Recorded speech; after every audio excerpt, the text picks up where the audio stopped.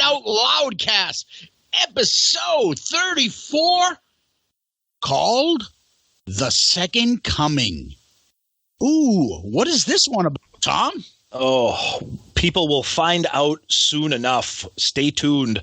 Right, exactly. Oh, God, this one's going to be good. This whole episode is going to be just some I think, pretty unique and funny and interesting conversation about Kiss. And I think we like. Go ahead. No, I was going to say we like the DVD review discussions because you get to riff on a lot of stuff here. This will be an interesting one. Yeah, we like the episodes where there's not too many music, and sometimes the lists. Yep. You know, we like the list. It's got its own kind of niche, but the just shooting the shit about either a video or a book or a DVD where we're not playing clips, we're just talking. This is going to be fun. You guys are going to like this one. We got a lot of opinions, and I'm sure we'll get off track somewhere along the line because I told Tom earlier, I got caught on a YouTube rabbit hole of the Red Tube Bar fucking tapes. You guys know Red, right? If you know the Jerky Boys, you know Red. Yeah, that was the tape of that poor grizzly voiced bartender named Red who had a bar in New Jersey, and these guys used to prank him with the names, and then that skit took off and went on to The Simpsons where they prank Moe. And this was done before the Jerky Boys in the 70s. Yeah. And the calls are the Mike Hunt. The other one today I found an older one that had some that I didn't heard before. And the one was my Oxmall. What is it? First name Mike. Last name Oxmall. Mike Oxmall. Mike Oxmall. Nobody by that name. There's nobody there? Yeah. Well, why don't you go fuck yourself? Why, you dirty, rotten, rat bastard motherfucker. Let me cut your belly open and show you the black shit inside. That guy, Red, must have died of an aneurysm, heart attack, or something. That guy was so ready to, spill, and fucking explode. I think he's my hero. And the little giggling that the guys would do when he would flip out, it was so brutal. He'd be flipping out, and they'd be like... They just enjoyed to torture this poor bartender. Oh, that's all it was. But you got to give him props for creativity, though. Oh my God, Red! This poor bastard. He was tortured. We had the cassette. Remember, we actually found the Tube Bar cassette. Yeah, that was from the Polish DJ. Yeah, exactly. He had that. He brought us all that in the Jerky Boys. We were like, "Who's this kid?" Yep.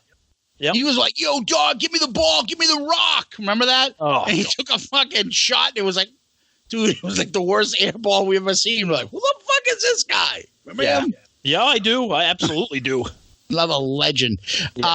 Yes. So you can find that on YouTube. Red Tube Bar, Tube. Guys, listen to that shit. It's fucking hilarious. It's right up. It's right up our alley in terms of maturity, humor level. Yeah. Back to our Kiss podcast. Maybe. Back to school time. Yeah. My son's in his second week, and my wife just started her new job. Good luck there. Yep, thank you. So, everybody's back into it now, and I'm getting ready for Labor Day weekend. Did you give your wife her Kiss lunchbox and put Michael in his Kiss socks and Kiss Crocs to school? Well, it's a good thing Michael goes to a private school and has to wear a uniform, because if not, I'd make him throw on his, Alive Worldwide Second Coming T-shirt. Oh, absolutely. Do you think there are people people think I'm a jerk, Dad, because my dad's got a Kiss podcast, like Paul Stanley says? People probably just think he's a jerk anyways. Okay. Oh, they think I'm a jerk. He's a good kid. He's got a ton of friends. He's got a ton of friends at school. They're probably like, dude, your dad's doing what? What is he doing? Don't worry. Don't get defensive, Dad. I'm not saying your son doesn't have friends. Oh, no. I'm playing on the gimmick, and I was waiting for you to jump in and help me out with the whole extreme close-up and Paul Stanley telling everybody, doctors, lawyers. Your best friend thinks you're a jerk because you like Kiss. My son thinks I'm a jerk because I like Kiss. Because you have a Kiss podcast. That's it. And your daughter started 5th grade?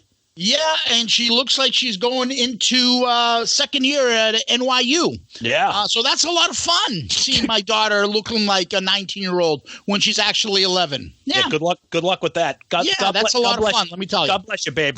God bless you. Wish you luck in the future. Okay, see you later. Anyways, steering it back into the lane, the car. What's going on in Kiss World? As usual, quiet. I mean, the tour, rolling along. Last weekend, everyone celebrated Gene's 70th birthday. I'm sorry. Right. You're right. First of all, Gene's birthday. First of all, can you imagine 7? You look at him on stage. I don't care. All the Kiss haters out there, you can go fuck off, because the fact that this guy is 70. And he's not just on stage with a guitar and jeans and a T-shirt. I got to give him props, because I know him and Paul toot their own horn all the time about putting on the 40 pounds of armor and the boots. Dude, 70 and they're still doing it. It's insane. Gene, I'd pat you in the back, but your hand is in the way. Good one. So it's true. Yes, he is 70, and it was nice watching him chow down with a fucking corn dog with Paul. And then let's get back to the other part to this, and it stirred up a little bit of tension on our little social media stuff. Oh, here we go. Paul put the photo up of him and Gene saying 70. Something about what did he say? He's like, my brother, we've been through the good, the bad, the ridiculous. But it was literally one of the all-time worst Kiss photos in history. It was the Asylum era. Gene, it was that picture that we always make fun of where Gene looks like fucking B. Arthur. It was brutal. It was brutal. I'm a conspiracy theorist by nature. I love it. But I think you may have said it, or somebody said, like, oh, this was a fucking troll job by Paul. Oh, that was definitely a troll job. Yeah, okay. Definitely was. I agree. Paul definitely put that in there. You've been together for... Paul's like, I could pull that off. You couldn't. Right. You've been together for 40 years. That's the picture you put up? Are you really, dude? Come on. And to get back to your leadoff point there, the people on we know that the crowd seems to love it. No, the crowd did not seem to. The people were very hurt by our words. Very hurt. Hurt with his words? Yeah, very hurt. Because people were like, oh, I don't understand why people shit on the Asylum era. I love that music. I'm like, who the fuck said we didn't like the music? We're shitting on the way that they looks. It's funny. Why are you so sensitive? It's a fucking band. Yeah. And I think that was Sonny's alter ego or alias that he used to put in there, because it was his what's wrong with Asylum? Why do you shit on it? I'm like, dude, first of all, we're not shitting on it. We've said this. I've said it 100 million times. Dude, bad Kiss is still good music. I don't give a shit. I'm not saying Asylum's the worst. I'm not. I still like it. But compared to the other, it's at the bottom. Just like pizza, right? But we weren't even talking about the music. We were talking about the photo, and people were losing their mind. It was like because the Vinnie people Vincent are so sensitive That's about what I mean. Kiss. That's what I mean. I'm like, how can you look at that picture and not laugh at it? You can still love. Like you said, that's their one. That's their one. That's their one. That's their one. Rocky Marciano. I mean, what the fuck? How do you look at that? You have to look at that picture and be like, that's a great picture of Paul and Gene. I'm proud to be a Kiss fan. Well, no, it's a fucking terrible picture of them. And it's hilarious. Yeah, I mean, guys, we're not, people. I guess people are so sensitive because wherever you go, there's a fucking group. Somebody shits on somebody. Somebody pisses on them, which, go ahead. Do you want to start this or should I? No, go ahead. No, because I was going to say, there was another thing that I saw. Somebody had put up a photo of like Eric Singer and a fucking superimposed like fucking pumpkin head on him. Oh, yeah, They were making fun of his weight, and like people were shitting on him. Like I'm the that came Peter, from what are they calling him? Like Chris, Kiss Man, like fucking imposter or something like that. I don't know what they were fucking doing. Yeah, and they were calling him fat and fucking out of shape. And, yeah, that came from a message board. I think somebody posted it, and then somebody shared it on Twitter, and they were all flipping out. I'm like, okay.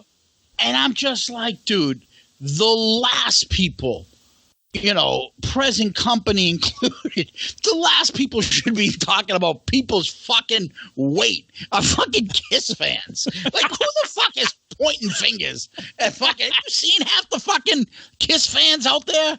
But forget about that, though. The fact that let me finish this point. I just want to say, go ahead.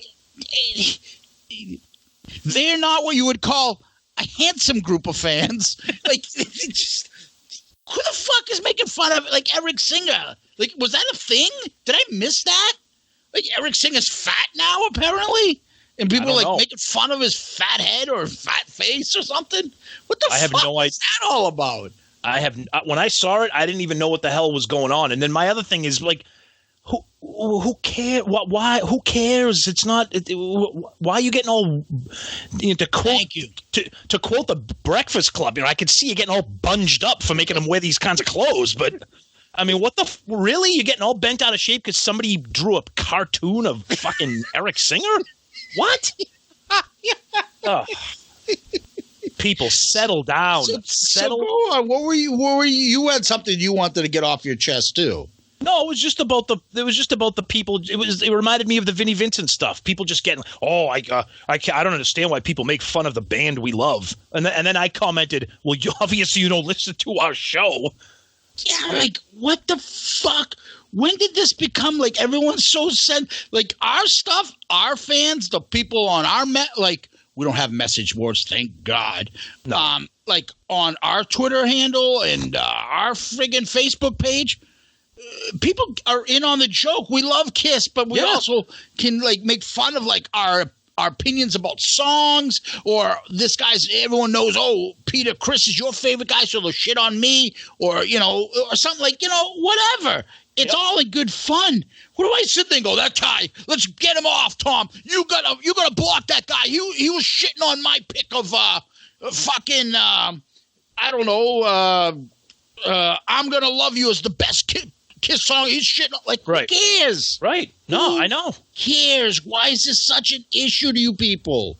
People, if you can't find enjoyment and fun and humor in the band that you love, if you're serious about Kiss, then I would really hate to see what else you're serious about in life.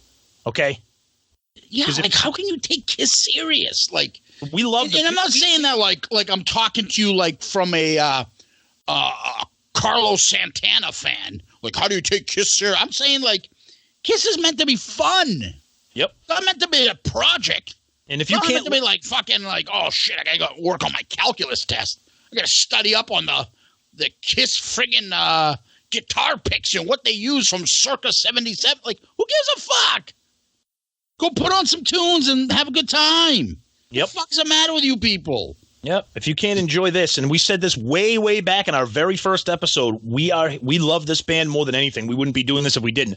But we know when it's time to make fun of them and have fun with them and kind of, there's a lot of silly shit this band has done, and we're not afraid to talk about it. And if people are sensitive about that, then sorry. Yeah, but it's also said with like in jest with love. It's not said like, oh, you fucking people are stupid for like. No one does that. No one cares. Relax. Calm the fuck down. Yep. Exactly. Right? That's true, buddy. That's true. So, like, I don't know. But go on. You had something you wanted to get off your chest. Go ahead. Well, yeah. So, not off my chest per se, but just a little bit of interesting news that we could talk about for a couple minutes here. So, if you're listening to us, and if you're a Kiss fan, you're familiar with three sides of the coin. Whether or not you listen to them or not, you know who they are. So one of the co-hosts, Mark Cicchini, who's famous for being like the uber Kiss collector, unbelievable stuff, and he has contact with the band. band members, management, whatever. So on the most recent episode, he brought up something interesting. He couldn't really get into details because, he's not going to do that. But apparently he was contacted by someone with the band. I don't know if it was a band member or. See, I didn't listen to this week's episode, so I have no idea. So I'm listening. Go ahead. So he was contacted because a lot of people go to him for videos, or he has like original stuff from like the 70s. Like he's like an expert. He talks about it all. I've heard him say it before. People like fans will go up to him and go, "Hey, I might buy this. Is this real?" Yep. And he's got an expertise in the field. So good on Mark. Go ahead. Yep. And the band knows to contact him for certain things. So anyways, he was contacted about an upcoming Kiss authorized, Kiss sanctioned, band sanctioned project that's going to be coming out soon. So he couldn't say more than that, but then the rest of the guys on the show started kind of talking about what this could be. Okay. So I thought it was interesting. They were thinking that it could be a new box set. They were thinking it could be maybe a new DVD release, a new compilation DVD box set, like footage or et cetera, et cetera. Either way, the news is pretty exciting because anytime that Kiss is behind a quote-unquote project, it's usually pretty good. I don't think anybody needs any more fucking Kiss boxer shorts or fucking Kiss toilet bowl cleaners. So having some DVDs or CDs or something would be pretty awesome. So, check that episode out if you haven't, but I'd be interested to see what people think is going to happen and what they would want to happen. Zeus, any thoughts on what you think they might be doing? You think it might be like a DVD set, CDs, concert, something? I don't know. I don't know. I guess I would probably. I don't know. I mean, obviously, I would think that it's maybe Kissology 4 coming up.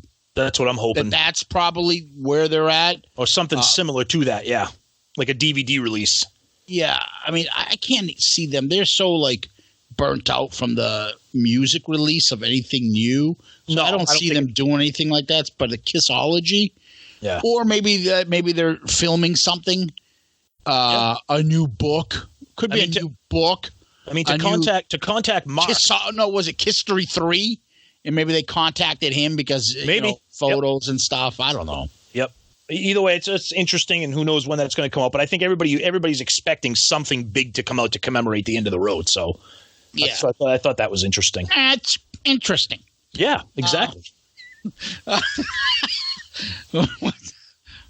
One more. I got one more. Talk about it later. All right. Go ahead. I got one more thing we want to talk about. So today's Thursday. You'll hear this episode Saturday or whenever. So Zeus came up with a little clever idea about a little poll where it's Team Tom versus Team Zeus once a week. Right. So we take turns throwing out a song.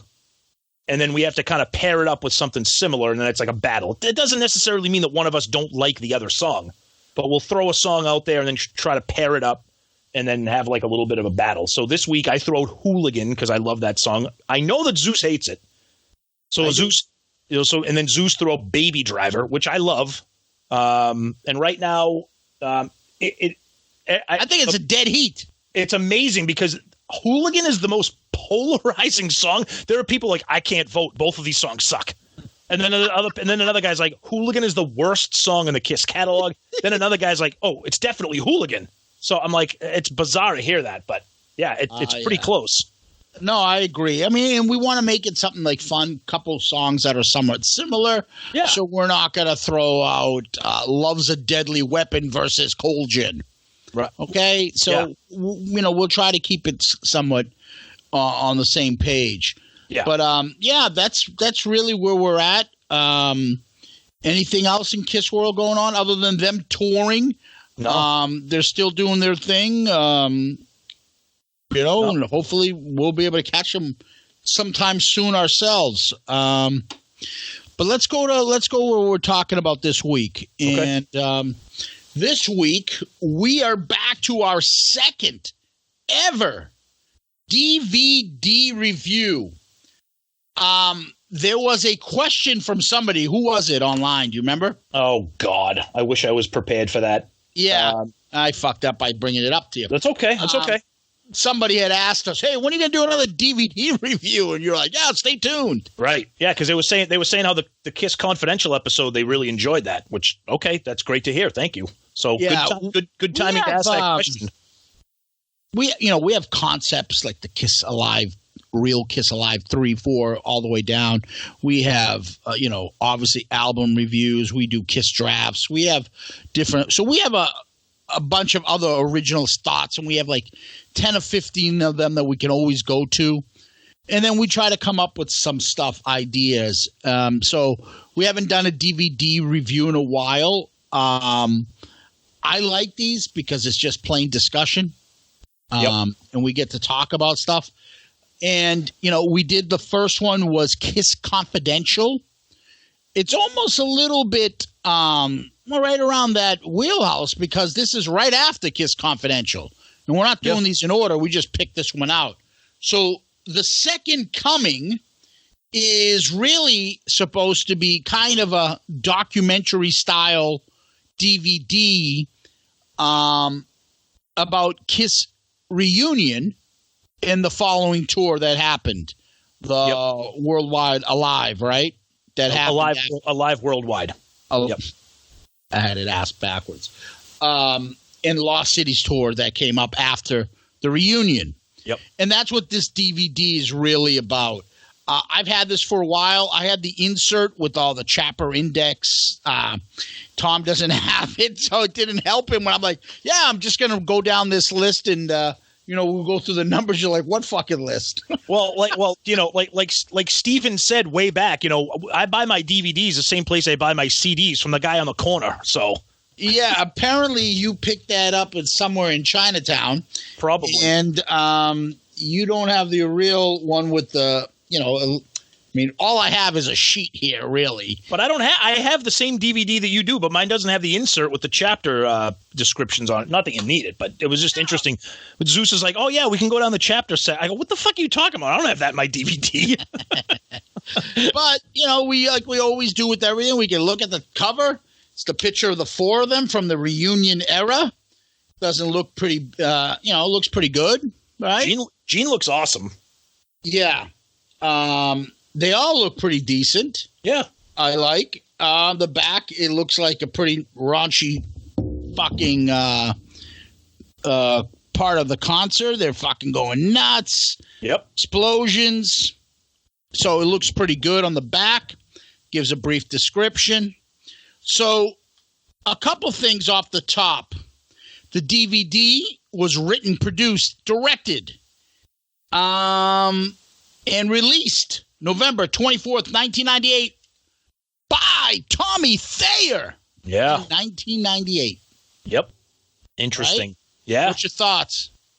I knew that he was really involved with a lot of stuff behind the scenes for Kiss at this time. But to see that he wrote, produced, and directed this, that was pretty surprising to me. So get off your ass and finish Kissology 4. It was narrated by Matt Pinfield. Do you remember that guy? Absolutely. From MTV? Matt Pinfield. Is he not to be confused with Matt Pinhead that from Pinheads and Patriots around that time? Remember that? Oh, man, yes. This week on our Pinheads and Patriots edition on the O'Reilly Factor. Remember all that shit? Yes. In the back of the book segment. Yep. No, I remember Matt Pinfield. He started out with that alternative show on MTV, the 120 Minutes, and then and he's done a ton. He's got a huge music career. But I'll tell you right now, for me, curious choice of narrator for this.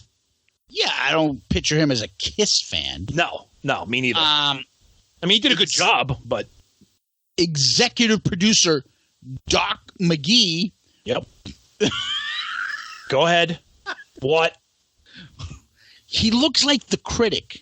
Did you ever see that fucking the John cartoon? The John Lovitz cartoon. He looks like the critic. Yeah. He's it's just I've got a lot of cringeworthy things about Doc McGee in this video, but please. Amongst them is he had less hair then than he does now. Wink, wink. Well, hair replacement wasn't what it was back in '96. That's not hair replacement that he has on now. That is a horrible wig, and that looks terrible. But that's I'm gonna get shit for it. But no, you're not. The Critic. That's a fucking great cartoon. It looks exactly. Yeah. No, you're right. And they tell me that's not him. So on the funny part too is, on the inner sleeve, there's also something small. If you can kind of see it here. Okay. Where is it here? You can order a History 2 on the small little part of here. Oh, yeah. Yep. On the inner sleeve. It runs 133 minutes, released November 24th, 1998. And it has 3 little extra specials. Shout It Out Loud, DRC, Detroit Rock City, and Shandy. Yeah! So, let's go into those, because before we get into the full video, you open up the main menu. It's got a discography section of the DVD. Did you fool around with that, like in the main menu? A little bit, extras? Yeah. A little bit. So I looked at, because obviously we know the first couple ones. Yeah. But this DVD went up to Alive 3, 93, Unplugged 96. They listed You Wanted the Best 97. They listed Greatest Kiss in the discography 1997. Carnival of Souls was listed in 97. And Psycho Circus was listed in 1998. I just found that shit interesting. Yeah. They had a thing for Kiss Online. Oh, yeah. The Kiss website that clicks ass. Oh, God, that is so – come on. And then you got the 3 little extras. So the Shout It Out Loud video is the one of the opening for Tiger Stadium, right? Yep. The helicopter coming in. There's a guy with a Bill Clinton fucking mask with Paul Stanley makeup. I just like the part in that video where Ace sings a little bit of the chorus. Did you get that? Yeah. In that video, in that thing? Yep. Where come on, everybody, shout it out now. Oh, fuck. Oh, poor Ace. Shout it out now. That's the Shout It Out Loud video. Anything you want to add to that? No, it was cool. That's the Tiger Stadium one. Yeah, it was cool. Then there's Shandy, which is the 97 Melbourne part of this tour. Yes. And a shirtless Paul with his guitar alone sings, and I just wrote in my notes here, horrible. It looks like he's serenading Murph outside his window in Pitt South. Yeah, I mean, if you're going to sing the song, because I know that was a big, Unmasked was huge down in Australia, but what are you doing? Like doing like the little a cappella sing along there? Yeah, no. And then the DRC, Detroit Rock City, was from the Detroit Rock City movie premiere. Yes. Yep. I just put in this, I'll be saying this quite a few times, they look like they're in their prime. They look how much energy. They looked awesome in that video. I mean, Ace and Peter looked good. The footage is real close up and real clean. And you feel like it's a live concert, not like some doctored music video. You feel like you're at that concert.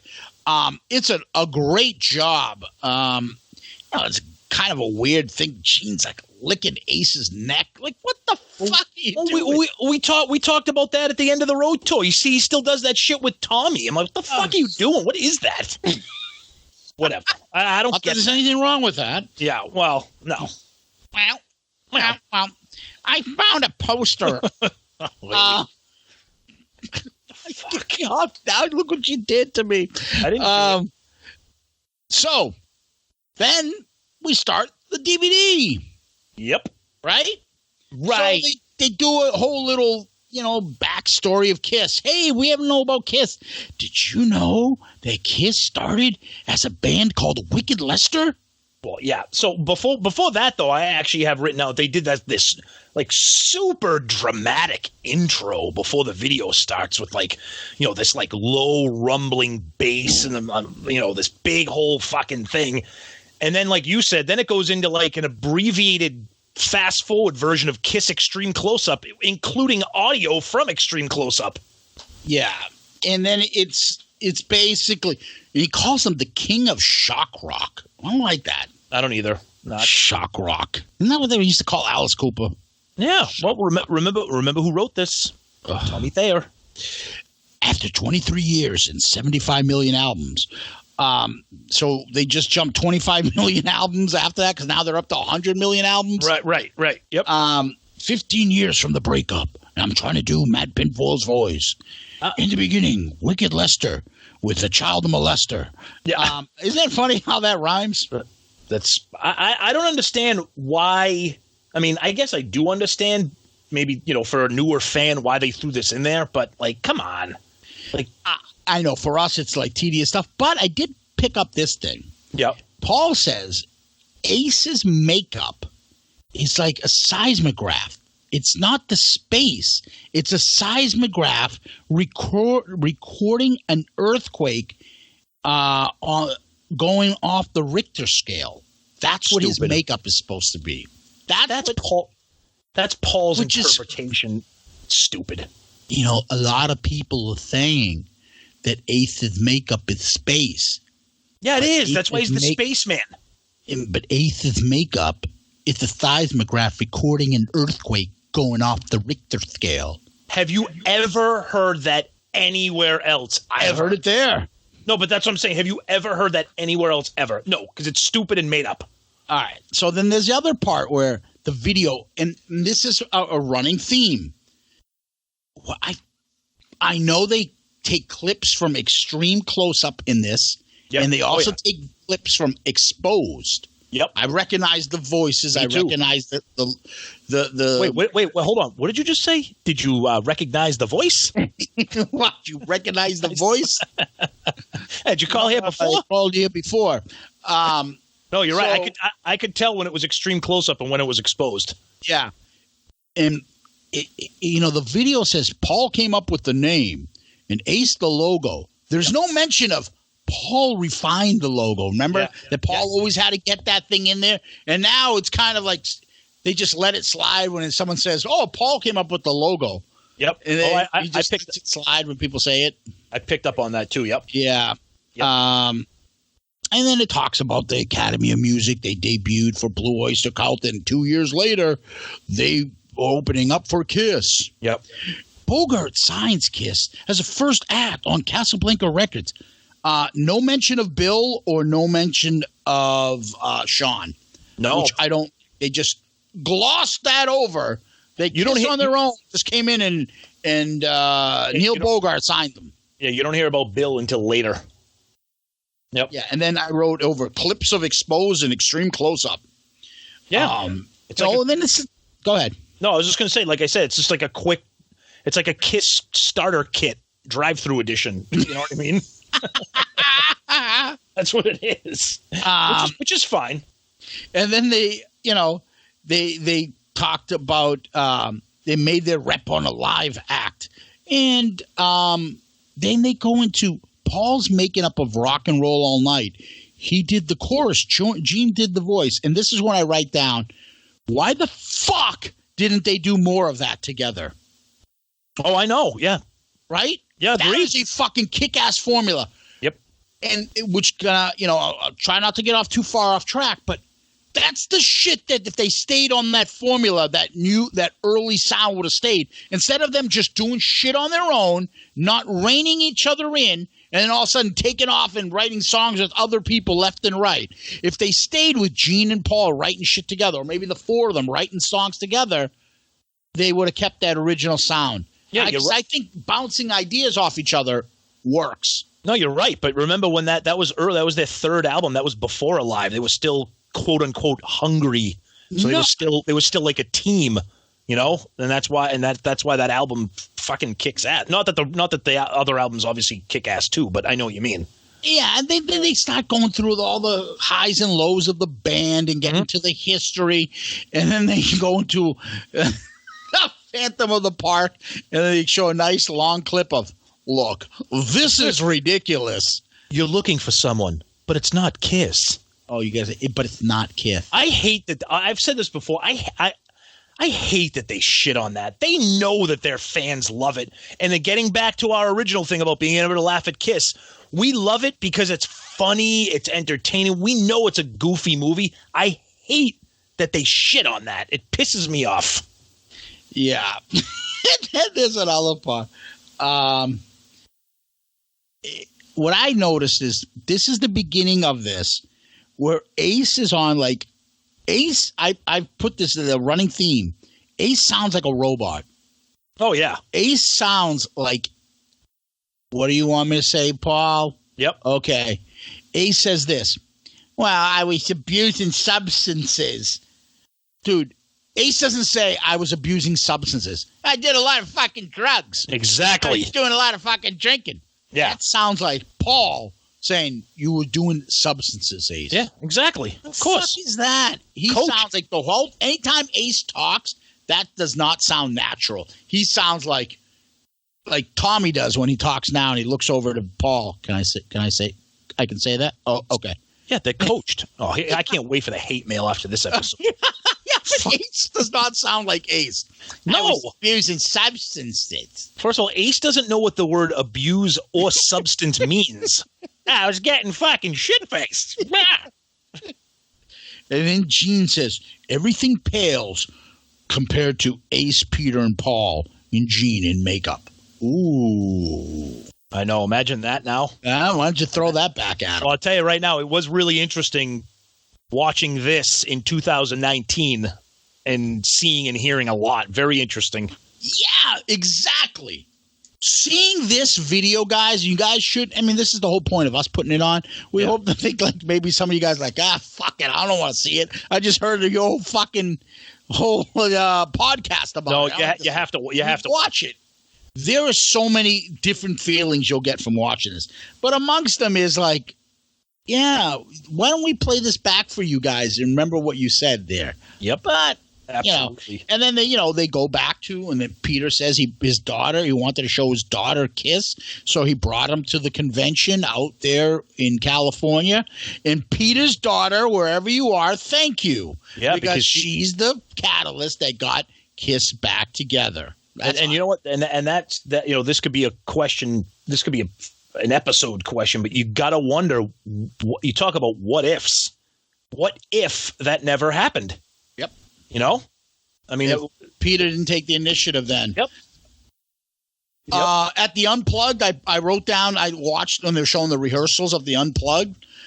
Paul kept looking at Ace as though he's going to fuck it up. He's like, he was looking at him throughout the whole time. And Ace was like, I had to remember a lot of this fucking, I couldn't remember these songs.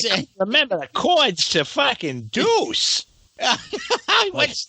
What chord is that on Kojin? You fucking wrote it, you idiot. You know what I noticed too? Throughout the rehearsals, like the convention and then the Unplugged and all that stuff. Yeah. This isn't going to. It seemed that Gene was really letting himself go and enjoying Peter and Ace, where Paul seemed to, like you said, all right, when are they going to fuck up? When are they going to fuck up? Did they fuck up yet? It didn't seem like he was like enjoying Ace and Peter. It was like he had PTSD, and I get that. But Gene surprisingly seemed to really enjoy being around them.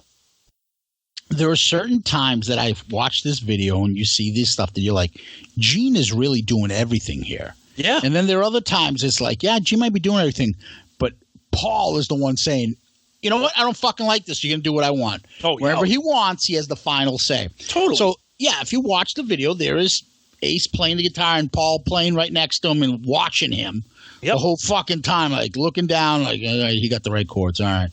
Yeah. And then, it's pretty cool that they all go back to Gene's and start preparing for the Grammy surprise. They start putting on the makeup and the costumes again. It was awesome. And you can tell that now that alone is a great part of this video that makes you want to see us, because you get to see them back as like, probably remembering 4 fucking broke friends. Yeah. Maybe you call them friends, but 4 broke guys together. And here they are back, surreal, putting on makeup, trying costumes, just the 4 of them. It wasn't a big entourage. The Kiss tour wasn't huge at this point. It was just the 4 of them at Gene's house trying makeup on and trying stuff and laughing and sharing stories and having a good time. It was actually pretty cool. Very, very big, huge waves of nostalgia watching that, and just really getting into the fact why all those Tommy and Eric haters, this video is going to probably fuel that fire even a little bit more because you can say, why not get that back? But we'll see. Yeah, well, let's just keep going. I thought there was a funny part where they were talking to some guy who probably designed the shoes, or an Italian guy there. Oh, Peter was like, why can't the whole band just be Italian and everything will be done the right way? I got two things to say about that. First of all, the Italian bootmaker was fucking he was like, I am Enzo, the baker. I make boots for the band. For your father. Yes. And then I'll say it now, and I'll probably say it throughout the rest of the thing. Dude, Peter is fucking annoying as shit. Every time he opened his mouth, I'm like, dude, shut the fuck up. Really? Yes. Why'd you find him annoying? Because I don't know. He just was like, everything was like, with his fucking stupid accent, and it's trying to be funny, and I'm like, I took it, because I have the soft spot for him. I thought he was awesome in it. Okay. He seemed so. Watch this video, guys, and then you tell me. He seemed more appealing because, I was going to get to this at the end, but he seems authentic. He's not hiding anything back. He's just speaking it out. Right. Ace is a fucking robot, or he was just, because he was fucking coming clean and staying off the drugs, looked like he was miserable. Oh, he totally did, especially by the end. But just like, yeah, no, I have to do this. I got to stay straight and sober. When you're on a fucking diet and you're trying to be pleasant about it. But I will say, though, kind of piggybacking on what I said earlier about Paul, Peter's interaction with Gene seemed very genuine, very friend. Like, did you see any interaction with Peter and Paul? No, and that's what I'm saying. That's what I'm saying again. Did you see any interaction with Paul and Ace? No. Did you see any interaction really with Paul and Gene? No, it was all business for Paul, which is fine. But that's why I said earlier, Gene seemed to really enjoy the group. Paul did not. I think none of that. What's that? There's none of that with Paul. Right. And I think, and it's Paul's, he has this, it's his prerogative here, but I think Paul looked at this as nothing more than a payday, where I think Gene looked at this as a payday. Yes, of course. But I also think he really enjoyed the reunion in those guys. But don't you look at it like this? This is how I really picture it. Okay. Let's bring them back. We can do it. They're going to fuck it up. I'll take care of it. I will take care of them. I will have it. They're going to fuck up. And when they fuck up, it's your fault. All right? Just don't worry about it. I've got it under control. I'll beat him. And Gene was doing his best to make everybody be a happy family. And Paul's like, that's not my problem. I'm not here to fucking entertain them. I'm not here to be their buddies. That's you, Gene. Even if they're fucking you, this was your idea. You're dealing with this. Let's just say that's how it seemed like. Let's just say that that's true. That sounds definitely plausible. But if anything, this video, and again, this is fucking 20 plus years ago, this video really highlighted that Paul is kind of a fucking douche a lot. Remember what, we love him. He's the star child and all this. And you remember when we talked about his book, very scripted and cliched. There's nothing authentic and like humanizing about him. And I don't think this was the best version of him though. Back in '96, wasn't he going through his divorce then? I don't know. I'm not sure about that. I'm not sure, but I don't think he was married. But I think it was glaring the way. Now you make me look it up. I think it was glaring the way that they interacted with each other. I'm not saying that Paul was like rude or mean. He was fine, but it really looked like Gene was enjoying himself with the guys. Yeah, I thought that was hilarious with the bootmaker and Peter making her stupid jokes and stuff. And he's like, yeah, if everybody was Italian, they'd do it right way. I'm like, if everybody's Italian, half the fucking band members would be dead. There'd be fucking hits on everybody. Good. The 5 heads of the fucking Italian family, the Colombo, the Genovese, the fucking Bonanos, and who the fucking Gambino and the Lucchese. The Lucchese family. I can't believe you mentioned the families, and you're talking about real ones. You're not talking about the Tatalias. And come on. All the 5 families. Yeah, exactly. Italia. Strata. Yeah. What's the other one? Like so many politicians. In your pocket. In your pockets. In your pocket. Yeah, I thought that was funny. But then they start talking about, the Grammys. They're getting ready for the Grammys coming out. There was 80 million people going to see it, the 1996 Grammys, and they were with Tupac, and they come out, and then all I can think of is there's the Eagles, and they're all like, what the fuck is that? Is that Kiss? I love oh, that was great. I got a couple notes written here on this. So Paul was like, we walked in and we had all of our makeup and our gear on. We're wondering what the reaction was going to be. And I wrote down. I take it back. Paul had just recently gotten married. Oh, really? So he got well, no. Wait a minute. Hey, wait a minute. His son was born in 94, so he had been married for, I don't know how long, but his son was born in 94. Okay. So he was still married. They didn't get divorced, I don't know till when, in 2001 it says. So, no, he wasn't going through a divorce, but he was married then. So maybe that's why he was like that.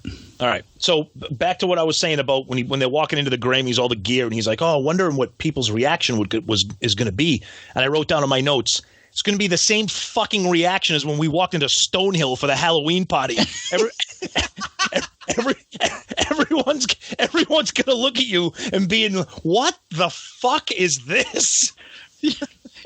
like it's like, are we laughing at them, or do we feel bad for these people, or are we thinking this is awesome? Well, we're not sure. That brings up my next point. Watch the video of when Tupac sees them.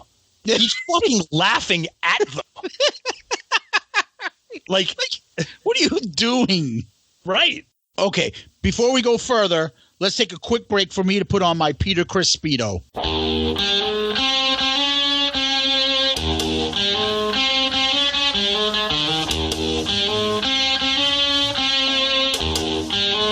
All right, fruitcake, and we're back. Let's keep going. So after that, then they start doing the rehearsals, right? Yep. And they're practicing. I just can't.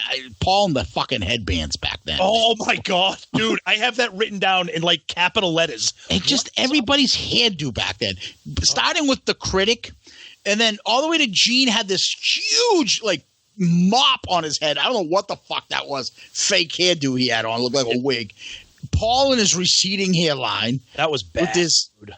Yeah, it looked like he was going to be a member of the Color Me Bad group with his fucking hair pulled back. And he looked like fucking Stevie Van Zandt. That's what he looked like. Like, what the fuck, dude? Yeah, and it's funny watching them, and then they're like in regular clothes rehearsing. Yep. And Gene's doing the leg movements, the leg kick moving the demon. Yep. It looks so fucking stupid. Oh, yeah, in regular clothes? Yeah. He's kicking his leg out and trying to be like – I was like, dude, you don't see how you see yourself, right? This looks stupid. But, obviously it looks cool when he's doing it in makeup. And they're playing the songs, and this was interesting. Gene says, they're playing the song, Paul and Peter and Ace, they're not used to this song, so we've been playing it all along. And then the guys came back to us and said, you're not playing it right. And he says, Ace and Peter were right. We had been playing it, but we had strayed away from the original songs. Yeah. What I need a little bit of help as to, was that just like pretend throwing a bone to them? Exactly. Thank you. Kind of like what you said, appeasing Peter and Ace. Because when Gene said that, I'm like, what the fuck are you talking about, dude? They weren't playing it right or something. They were playing it too fast or something I don't know. I would love to know. I would love to have been a fly on the wall when Gene said that. Paul must have been like, what the fuck did you just say? Why would you tell them that? Yeah. Why? Well, not only that, Gene's effectively saying that thank God for Ace and Peter, because if not, Paul and I would keep fucking up this song. Yeah. Now, then they get back to the Intrepid. Right? Yep. And they do the thing with Conan O'Brien. Yep. And I thought, and I wrote down, now that's how you fucking sell a tour. Oh, full of confidence and balls. We talked about this when we talked about the end of the road tour. Yep. Way back in the beginning of this podcast. Like, look how they started this off. Like, yeah, we're fucking in the Intrepid. We're fucking back. Yeah, we're going to show all the young bands how to fucking the big boys do it. We're fucking, you'll wait till you see what you got. Yeah, we're mad. Now we're back together. So fucking what? Yeah. And it was great. And Conan had that great quote. He's like, when I found out about this, I said, what time and what aircraft carrier? Yeah. It was just so everybody knew it was such a badass announcement. Like, who the fuck does that on a battleship? Yeah, which means it looks like we're up for this. We're doing this. Kiss still has the same manager, as far as I know. They do. This tour. Do you feel like they prepped this or they put this in as like, hey, Kiss fans or rock fans, Kiss is leaving. This is it. The best live band. Have you seen them? If you haven't seen them, this is the only time you'll ever get a chance to see them again. You got to go see. There's none of that. None. Well, it's funny that you say that. We'll kind of veer off for a minute here, but at the beginning of the episode, we talk about Kiss News, and we're like, no, the tour's going on. There should be more to talk about. The tour is. If you're not a Kiss fan, you have fucking no clue that the tour is going on. Yeah, there's nothing. Everybody knew that this reunion tour was going on. And remember, this happened in '96 when there was no fucking internet. And everybody knew that this was happening. Because they were on a fucking TV show here and there every once in a while. They're not promoting shit. Nope.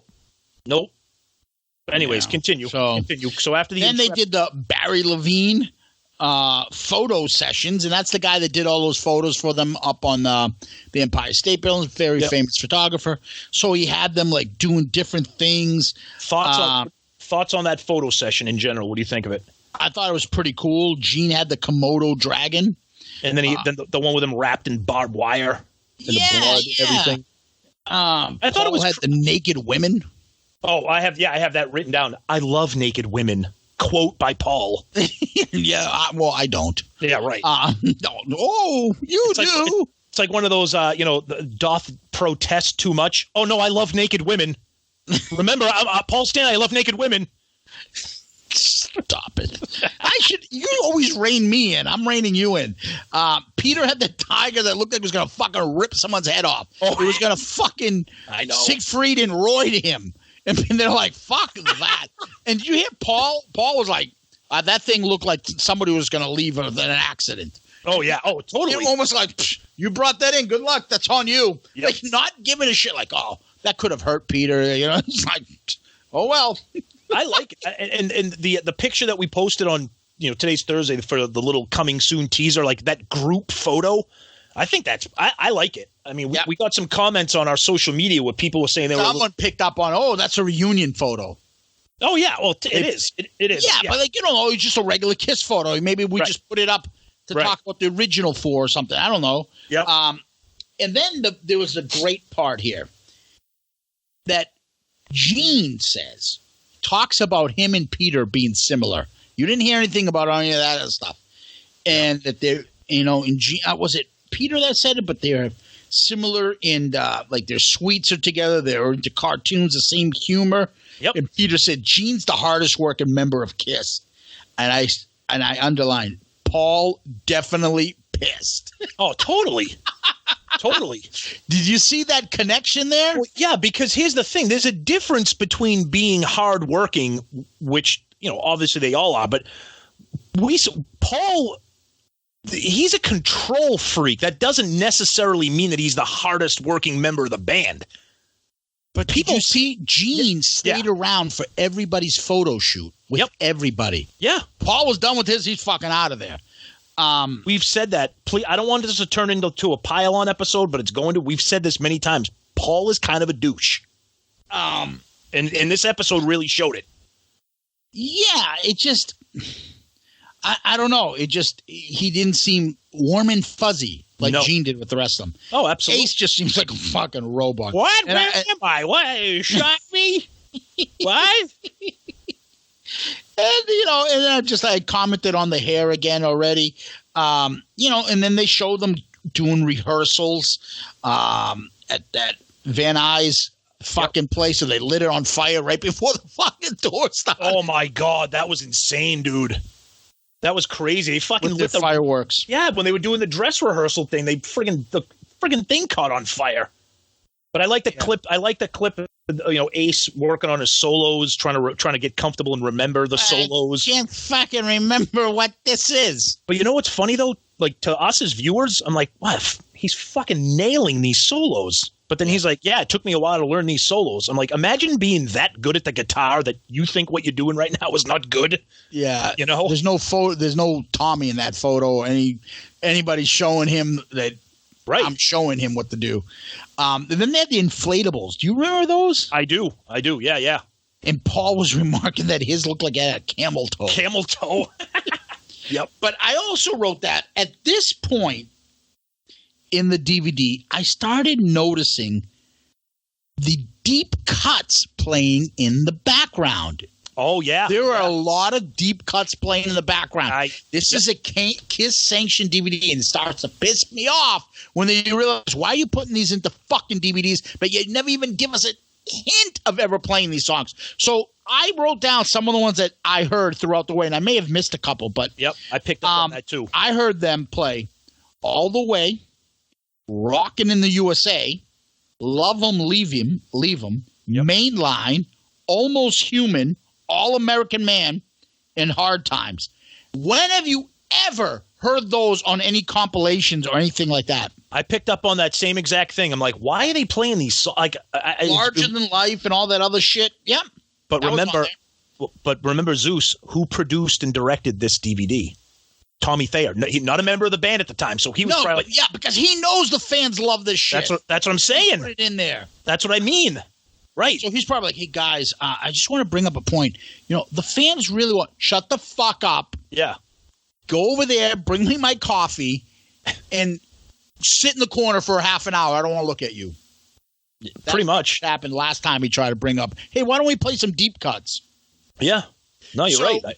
Obviously, we're us Kiss fans, we know that they played that promotional concert before they opened up in Detroit. The K-Rock. K-Rock. K-Rock, yep. Yeah. Here it comes. What? Go ahead. Are you going to start talking about Ace? What happens at that point? I missed my flight, and I was late, and my bags, and then all of a sudden you hear Paul. I have in my notes, Paul overly, sometimes, you wonder, is this old behavior going to come back? And I wrote down, Paul being overly dramatic has PTSD with Ace. Yeah. But if you notice, and I still think this is absolutely true, Paul and Ace are closer. Gene and Peter are closer. And I think they used to room that way together, yes. Correct? Yep. Yeah, I think so. And so Gene invites Peter for his vault celebration. Remember? Yeah. Oh, yeah. Right? Yep. He did that. Yep. Ace invites Paul to come on, sing on my album, come in my video. Yep. Right? Yep. And he talked to him not too long ago, and he said, yeah, I talked to Paul, and we were shooting the shit and asking how they do, and I wished them good luck on their tour. Yeah. And then Ace is like, fucking Gene's trying to finger bang my wife while behind me. You right? And meanwhile, Paul's writing books about still shitting on Peter Criss. He's the most miserable man, and his wife sucks, and this and that. Yeah, brutal. Oh no, you're right. See how they're like that whole fucking cross section. Yep. But you gotta wonder when this shit was happening with Ace. You gotta wonder the conversation that Paul had with Gene. He must have been like, "Motherfucker, I told you this shit was gonna happen." Still made it in the DVD. Why did they have to put it in there? I know. Almost to teach him a lesson. I'm gonna put it in there, and I'm gonna mark it that fucking thing happened. Remember this, Gene, and you too. Fucking. Are you talking to me? Yeah. Are you saying that because you're saying Tommy did this? No, I'm saying. Oh, okay. Paul said leave that in there. Okay, because does that have to be in there? Well, no, because I agree with you, and I have that on my notes too. I'm like, why would you put that in there? It's foreshadowing of what's to occur, right? But it's also to give a little fucking jab to Ace, right? And to probably Gene. This is your fucking idea. You're going to take care of them. Yeah, there's no need for that to be in there. I mean, yeah, okay, it's kind of funny, but if you look at it from a different angle, like, why would you put that in there? Fucking the limo was late and I wasn't ready, so I missed the flight. I missed two flights. Yeah, I'm like, what the fuck, dude? And then opening night, June 28, 1996, Tiger Stadium. Yep. And, they talk about that. Obviously, we know about it. It's great, unbelievable. And you see the fucking energy. It was insane. Crowd. The energy is so unbelievable. It was. You got to admit, it's hard to replicate that. That was a reunion concert tour. It was insane. That was just insane. It's not the same. I don't care if you go see Metallica for your 50th time. That's not the same. I think we've said it since day one. We love the End of the Road. We've seen Kiss a bunch of times. Nothing energy makes a difference. And what I'm trying to say is, like, you can see your favorite band, but your favorite band didn't break up and come back and put this shit back on, the makeup and stuff, and put that tour back together. It's so over the top. And then they did the 4 nights at MSG. Yep. And they talk about how Doc McGee made all the promoters dress up in Kiss makeup for each of the show. Fucking stupid. Why? Why? It reminds me of the shit they did when Gene had the interview guy come up to him in an Iron Maiden shirt. It's like, why are you wearing that shirt in interviewing? We are Kiss. Yeah. That is Iron Maiden. Well, you are entering our house. That is rude.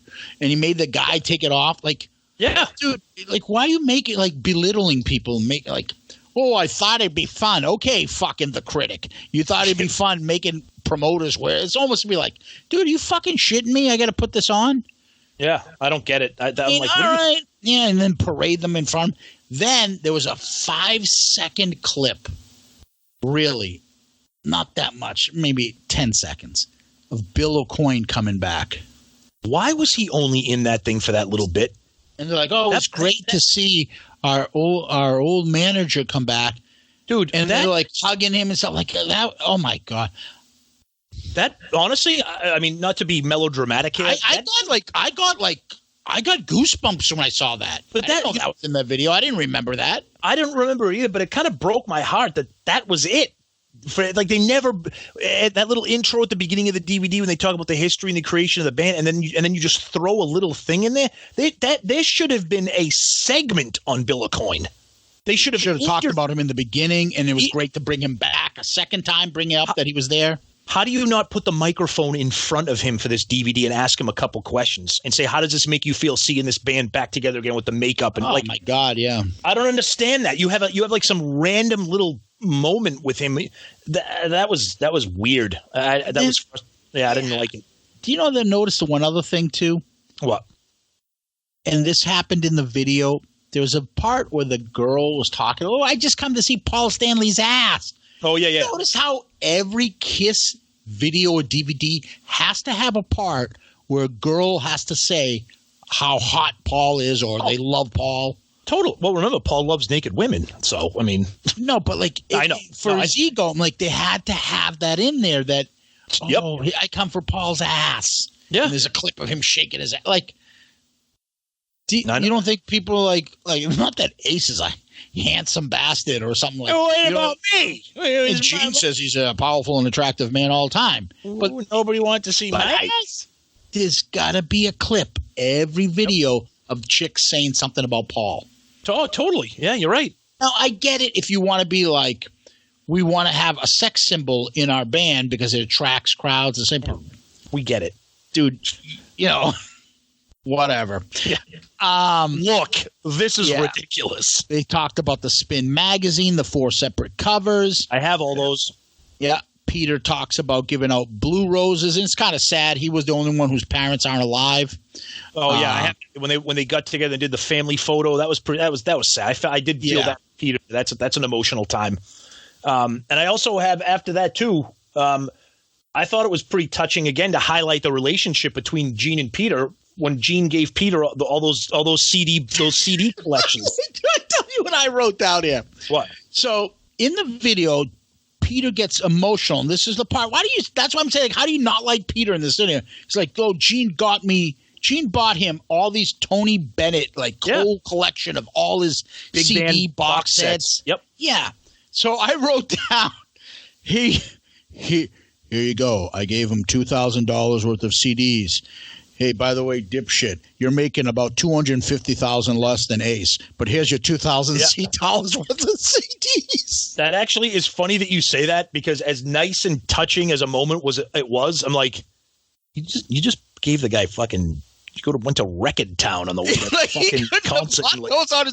I get the touch. I do. It meant something to Peter. Me too. Peter always wears his heart on his sleeve, and I love that they did that. Yep. But I'm thinking to myself, dude, you're paying him like $500,000 less than Ace. And he's like, right, shut up. You're going to give him some fucking cheap CDs, Paul, saying to Gene, shut up, he'll enjoy it and he'll appreciate it. All jokes aside, I think the gesture itself really... It was nice. It was finding out. I know you enjoy this. I specifically thought of you, and I purchased it. It's not the cost. It's not the stuff. It's I thought I found out something about you that you enjoy, and I made sure that I got you that. And this is I'm making up for the fact that we all totally shit on your solo album that has this kind of music on it. Yeah. And then there was a clip, and they were showing all these like different stuff. And Kiss was on Forbes magazine. Do you remember AJ Hammer? Oh my God! I saw that. I was like, "Where the fuck is this guy?" I remember him. When I saw that, I was like, "Holy shit!" I had to stop and go back. I was like, "AJ Hammer." Yep, I remember. I remember that. Yep. And then here's the other thing I wrote down. Then they get into the part before each concert, and they do this throughout this whole tour. Doc McGree brings everybody in and does the big speech. Everyone puts their hands in, and Doc's. And I wrote down this. Doc, we this, we did this, we this, we that. Hey, fuckface, you just joined Kiss because you knew the money if they put the makeup back on. You just came in with Kiss maybe as management in 95 or 96. The fucking guy that the we is the guy that was in the clip about 2 minutes previous that was in there for 5 seconds. Yep. I don't want to hear fucking the critic talking about we did this, we did that. You didn't do shit. Yep. You saw the gold mine. You already had a good track record of being a manager at that point, and they hopped on you. It was a win-win for everybody. We didn't do this. We're going to – you didn't do shit, fucking the critic. And I think that whole thing highlighted my frustration with the Bill Aucoin thing, like you said. You have Bill Aucoin in the fucking room with the band, but you are now going to have fucking little fucking Pee-wee man over here, critic, doing all those little fucking human blueberry. I mean, yeah. God love Doc McGee. That's fine. Nothing personal. And he has a really annoying voice. Yeah, I can't do his voice, but he has a fucking wicked voice. It just sounds so cheesy. It's like someone trying to, it doesn't sound authentic. No, it sounded like something you'd say before a high school football game. Like, this is fucking Kiss. But like the backup fucking place kicker is giving the speech. Pretty much. Like, it's just like awkward. Like, You're not riling anybody up. Yep. It's like Murph getting us fucking pumped up for a game. Shut up, Murph. Oh, come on, man. What the fuck? You got to get your Murph dig in there. I have to. Ever since he said, what the fuck? You guys been fucking with me for the last fucking 20 years. Now he's never going to come on again. See, people love Murph. Hashtag I love him. Hashtag where the fuck is Murph? See? His fucking Wonder Woman underoos in this house. Here he is. We love him. I just gotta fucking give him shit. And then they were showing the concert. Somebody throws out a prosthetic leg in fucking Cincinnati, right? Yep. They're all signing it. Yep. And then, I just continued, watching this, and I'm like, Gene says this, and this was the stuff that's going to make your head explode. Okay. Because this is what's going to get everybody frustrated. Gene says this about the fans. I don't care about the critics. The fan says, I don't like the second song as much as I like the fourth. We listen. If the fan says, we listen. And I wrote, yeah, fucking right. Maybe someone should put this fucking video on for Gene to see again. I said the exact same thing, dude. We listen. If the fans say this song... Dude, the fans have been telling you, and then, right before I came on tonight with you, Tom, I look online, I always look, any Kiss news, there's some fucking article, because I think they're in St. Louis or something. Yep. Somebody's interviewing Paul. I didn't want to bring it up as a fucking subject, but, again, Paul, what songs you play? Oh, the people don't know. We're not going to play songs that people go, what song is that? Dude, nobody would say, what song is that? If you played these songs. Nobody's ever going to say that. Fucking and frustrating. And we'll get into it. Just say you can't play them. Just say we can't, it doesn't fit or whatever. It's so stupid when the 80-year-old Rolling Stones can fucking change their set list all the time. Oh, we have bombs and stuff. Well, fuck the bombs. I don't give a shit what goes off. I'd rather hear a fucking song. Tidy those fucking pyro stuff around the fact that you might throw in a different song here and there in 3 or 4 different sections of your set list that pyros don't go off. The fans aren't going to fucking care that a pyro didn't go off in the middle of a fucking Do You Love Me? Because instead you guys played Mr. Speed tonight. Are you shitting me? Come on. Well, we're going to get into that. Hearing him say that shit, and I'm sorry, let me just finish this thought. Go ahead. Sorry. Hearing him say that shit, we listen. If it's the critics, we don't give a damn. The fan, we listen. No, you don't. And we're going to get into this at the end. I want to talk about the set list on this tour. I want to talk about the set list on this tour. We'll talk about it at the end, but continue. Yep. And then I put, Ace, once again, sounds like a robot. I love the fans. I do this for the fans. I don't understand what that means exactly. It's like Paul stuff. I do this for the fans. I love it. Fans. Yeah. It's just like robot Ace. It's not natural Ace. Where he just says fucking crazy, outlandish shit. I don't know. Did I write that song? Maybe I was fucking high. I don't remember. That's Ace. He's being fucking coached. You said it. Oh, yeah. And then, wherever Paul goes, Paul is the ringmaster. On stage or he makes the stage his own. And then Paul is totally embarrassing some fucking lady on a bus. Takes in England. So he starts doing bad English jokes in front of them. I brushed my tooth. I had this written down here, and I'm like, dude, this is so fucking embarrassing. What are you doing? What are you doing? I'm like, you're telling horrible jokes with a horrible pretend accent. Why? Yeah. And then they did the whole Jay Leno Tonight Show. I remember, what's funny? This is nostalgia for us because when we were at Stonehill and the whole Tonight Show, Jay Leno, all that shit. Yeah. I like Jay Leno because I still like him because he's the Italian from Boston. Me too. That's how I think of him. Yeah. But you and the rest of the clan used to like Letterman. I fucking like that loud idiot mouth from New York or Indiana. I'm like, I like Leno because Leno also did a lot of political humor. Yeah. Letterman's obviously very natural and better interviewer. I know we're off topic. No, but go ahead. Leno loved Kiss. Oh, yeah. Well, he does the interview with them on the You Wanted the Best that live. He'd always liked Kiss, and he always was part of that stuff. And he did some stupid gimmicks and stuff where he was dressed in a clown suit trying to join the band. And that was part of the Tonight Show. I remember him doing all that stuff. Yeah. And then they were showing different people from different bands. Sean Kinney from Alice in Chains, Kirk Hammett from Metallica, Soundgarden, Trent Reznor. Just throughout the tours, all these people showing up. Yeah, it was awesome. Then they showed the Kiss video at the MTV Awards under the Brooklyn Bridge because they couldn't do it at the Statue of Liberty. Yeah, with Dick Clark on the. Yep, that was awesome. No, that wasn't Dick Clark. Let's go back. I'm sorry. This is the MTV Music Awards with Dennis Miller. Yep. And they did it under the Brooklyn Bridge, and they did Rock and Roll Night. Yep. So I'm going to go off on a little bit of a tangent here again. Go ahead.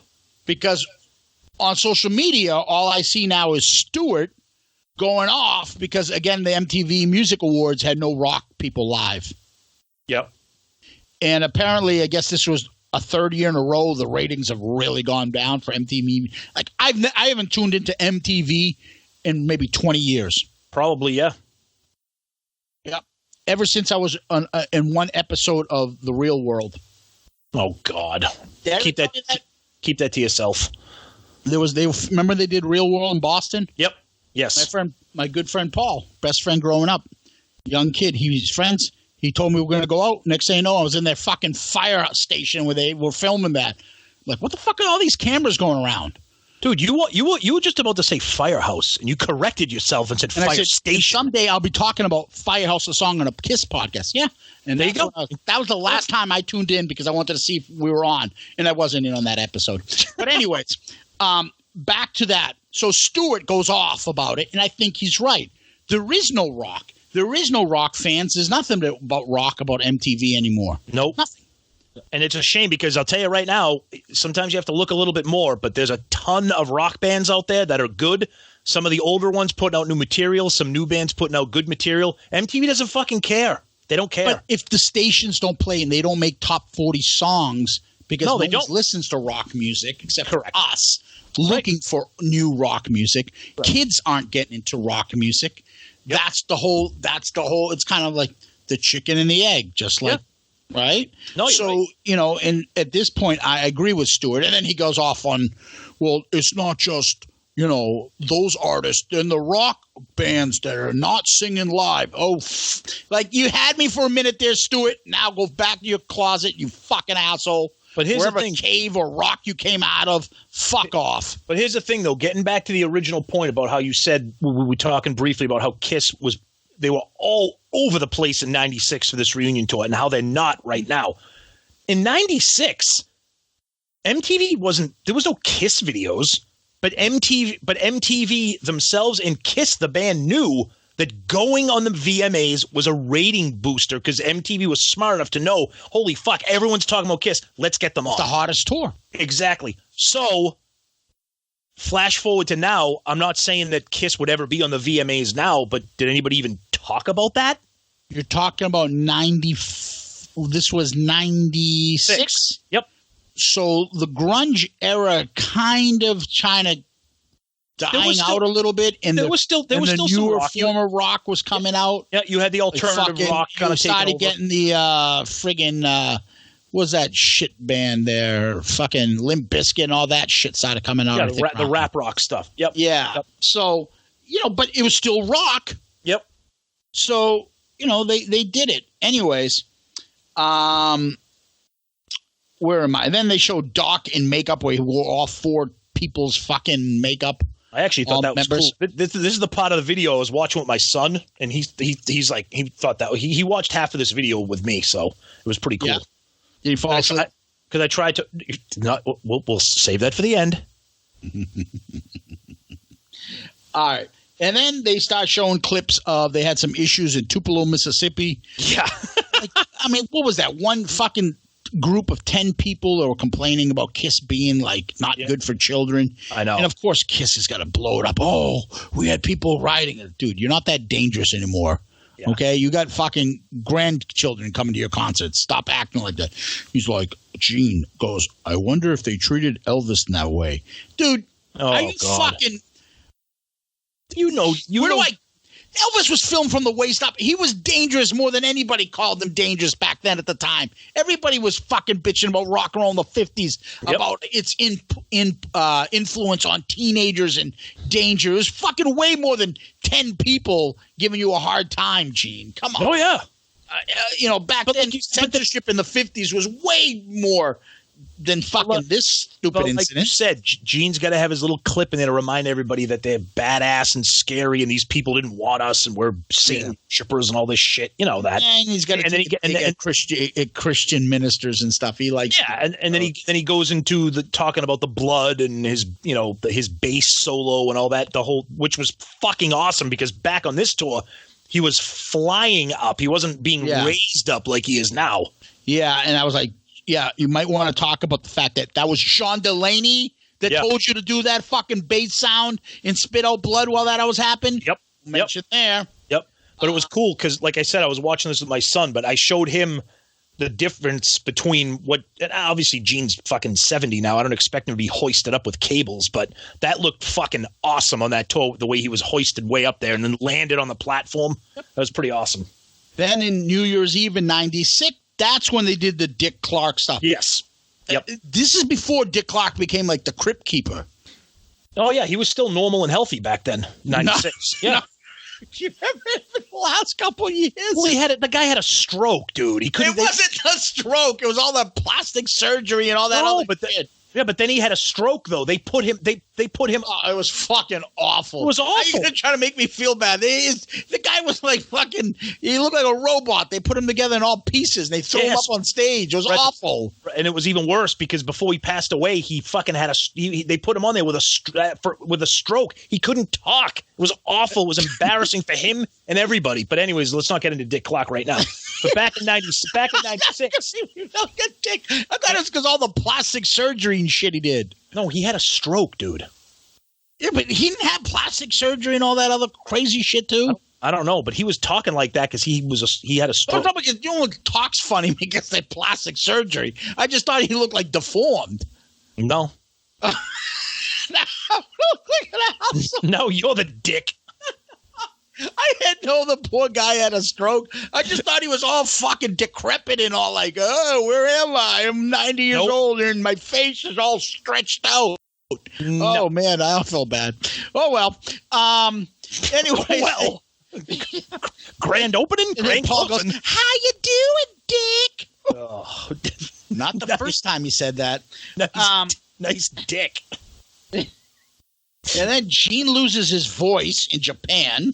Yeah, so Paul had to co-sing some of the songs. Yeah, but then they had that guy Spiro from that big tribute band who looks fucking just like Gene. Yes. Yes, they had to do like some sort of commercial where Gene spit blood and Gene had to teach him how to do it. Yep. I had that in there. Yep. I also had. Oh wait! After New Year's Eve, they went to Asia for the tour. That's when he lost his voice. Yeah. Oh yeah, and then also in Japan, they were talking about the fact that the Japanese fans are going so crazy that they weren't being the usual reserved Japanese fans. They're on the stands, they're all jumping, going crazy. And I also put during this part in the Japanese part of this, Peter seems real. Ace is a robot again. Yep. And again, I put Doc is the worst motivating speaker I've ever heard. It's awful. Oh, dude, those little rah-rah sessions got more and more embarrassing as they went on. Come on, guys, we can fucking do it. Let's fucking do it. Dude, this is fucking Kiss. This isn't Battle again? You sound like somebody else. Oh, no. We're going to get some posters afterwards. Oh, God, here we go. I'm like, dude, this is Kiss. This isn't Battle of the Bands at fucking Arlington High. Like, what are you doing? Oh, and then they do a birthday cake, right? Did I miss a section? They were talking about each one of their birthday was celebrated on this. Oh, yeah. Right? Yep. Oh, I think we missed Gene's birthday a while back, but they did. Yeah, I know what you mean, though. Did you notice that Paul's birthday cake was bigger than Gene's? I absolutely did. I did. Yes. Yep. I look for these things. I do. Everything is a fucking dick measuring contest with him. It's fucking. He's so self-conscious. Absolutely. Yep. And then I talked about the commercial with Spiro in there. Yeah. Then they go to Australia, and that was pretty cool. They had the 4 thrones. Yeah, that was pretty wild. Interview? Yeah. And then I also like Paul's horrible fucking joke. Do you have that written down? Go ahead. We like coming down under, and we like to get laid. Oh yeah, but he says something about the down under joke. It has something to do with like we love something about coming to Australia and putting our faces down under. Yeah. I'm like the fuck, Paul. He writes those. Oh, he does. Yeah, and you know he thinks he's a clever bastard, but he, Oh, and then they do the Shandy sing-along, which Oh, terrible. And then they go to Mexico and Paul's not singing Obama. Dude, the fucking most... Hey, what fucking album is this off of? I'm sorry. The most fucking... And you know me, and we are not PC people at all. The most... Be fun of a fucking 90-year-old man that had a stroke. Dude, the most racist fucking display I've ever seen Paul. And Gene's looking at him like, dude, are you done yet? How many more fucking people are you going to insult? He's like, Guantanamo. I'm like, and then he's like, got the fuck. I'm like, what are you doing, dude? I don't know what the fuck that was. Oh, man. And then they start doing the Lost Cities tour. Yep. That was cool. Darrell's in a little quick clip. Yeah, that was awesome seeing him. God rest his soul. I think. God rest his soul, Dimebag. Yep, absolutely. And then I like oh, sorry. Go ahead. Finish, please. No, I was just going to say. Then we're moving on to. I honestly did not, and I showed this clip to my son when we were watching the video. I don't remember Paul's flying rig being kind of created during this reunion tour. Yeah, I put that. That was the next part. Yeah, special and unique. Yeah, brings me closer to the audience. Yep. I wrote down. Bullshit. It's competition versus Gene. Gene has the blood rising to the ceiling and fire. Ace lights his guitar up and it shoots out stuff. Peter's drum kit levitates up to the sun. Paul does what? Breaks a pre-broken guitar at the end? Absolutely 100% correct. And I don't. Where's my spotlight? But I will say this is the one time where I will defend Paul. I don't mind him having his thing because, like you said, Gene has his thing, Ace has his, Peter has his. So give this to Paul. That's fine. Yeah, no, I do. But do you believe that it was because he wanted to be closer to the fans? Fuck no. Stop. No. So I also wrote, oh, my God. Did you see when they showed the clip of him going across? Somebody chucked a bunch of beer at him. Did you see that? Yeah. He got fucking soaked. And when he went across, they were chucking beer up at him. It was like fucking somebody dropped the load on him. They were fucking spewing on him. Yes. It was gross. Yes, because they were firing bricks and bottles and pieces of brick at me. Well, he was wearing little tight shorts on the job. They were throwing things at you. And then Paul would say, and now what's this with the plastic? Plaster. Well, it says here plastic. So I used to wrap up Peter Criss in plastic and beat him with a stick for a Kiss gig. What the fuck? Oh, and then all right. I don't know what you tell me what you have next because then I got Superman curtain. Here we go. Good. What do you got? Because I got a couple. Just put never. They never get to see us. I didn't even think about that. They never get to see an opening act. Okay. I never thought about that. Okay. Because they're too busy putting on makeup in the costume. Absolutely. Now, what I had written down here was this week, or today's Thursday, so it might have been last week, over the weekend, whatever. There was a picture of Tommy. I think it was for the Syracuse. Yeah, the curtain. In front of the curtain, and I'm like, oh, that's weird. I personally have never seen that Superman curtain, so I didn't understand the impact of the picture. Oh, I ain't known that. That's kind of folklore. The Superman curtain. Then I'm a bad Kiss fan because I never knew about it. And then when I saw it here, I will take your membership card away next week. Okay. But then when I saw it here, I was like, ooh, I'm like, I wonder if Tommy took a beating on social media for that. Like, well, he takes a beating anyways, the poor guy. But no, but nothing should be more of the beating than Paul. When he's fucking doing the Macarena. It was awful. Dude, awful. So they're showing clips of them before the concert starts. Yep. And he's got a speaker, and he's doing the Macarena with some guy, some ladies teaching him it. Now, if I can defend Paul here for a minute, it was 1996. So it's still horrible and still embarrassing. But I've never done the Macarena in my life. I've been to, countless weddings, especially during that era. I know. Okay. Have you? No. Okay. I've heard it played at weddings and that. Okay. Era. But no, I know. So, Ace is doing jumping jacks. They have the worst jumping jacks I've ever seen. Dude, that was so bad. I'm like, what the fuck? You can't. Oh, no. Oh, no, what? Oh, no, sorry. Oh, no, what? Do you think we got disconnected? I thought we did. Shit, sorry about that. Why, because your phone went off? No, you know what happened? Your phone goes off? No, you know what happened? A brief interruption here, if we can. Yeah? I'm using my son's MacBook. Yeah? And he's logged into his account, so everything that happens on his phone happens on this MacBook. So someone's listening to his dad talking about No. Somebody just called his phone, so it rings on every device. Yeah, my daughter has that on the iPad. Will ring sometimes on my phone. Anyway, somebody was talking about somebody shaking their ball bag to a Macarena. What? Yeah.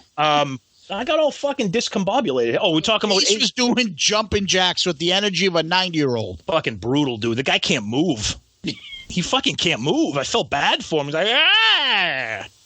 Yeah, and then I noticed the foreshadowing. Peter starts with the carpal stuff. Oh, yeah. Yep. And show him in his arm. And then that's when it goes all downhill. They end this right now at, around that era when this video ends. It never got better than when that tour ended. Now, do you have a theory? I just put down Ace starts with the carpal shit. I mean, Peter starts with the carpal shit. Ace looks like he's burnt out. Yeah, the tour keeps going. Well, before we get into this shit is starting to fall off. Like, they can't last. Well, before we get into that, they talk about Peter doing his drum solo and him getting tips on, like, pointing to the crowd and, the left, the right, the center. Working with him. Yeah. Yes. Get drum solo saying, do this. I believe you'll do better with this. I thought Paul ain't doing that shit with him. I thought that was pretty cool to see that. But you're right. With the carpal tunnel thing, you could see the wheels falling off. By the way, did you see them getting the key from that guy in the city? I think it was in Fargo. I'm not sure, in Minnesota. Oh, yeah. Okay. Yeah, do you recognize that guy? He looked familiar, I will say that. No, yeah, that's Norm Coleman. That's the guy that became the senator of Minnesota and that had that runoff with Al Franken. Oh, yeah. Okay. He eventually became a senator. Yep. They had that runoff where he lost by like 5 people, didn't vote for him or something. Yep. He lost to Al Franken. That's why I was like, who the fuck is that? I know that guy. Me too. I said the same thing when I saw him. Like, that guy definitely looks familiar. Then they show the Action League now, the Kiss dolls fighting. I didn't remember that. Me neither. So I probably want to Google that and doing the voiceover thing. Yeah. Then they fly back to Europe. I just wrote down the chicks in England looked insane. Oh God, yeah. My God. Oh yeah. There's a lot of tits. I mean, they show a lot of tits and ass in this video.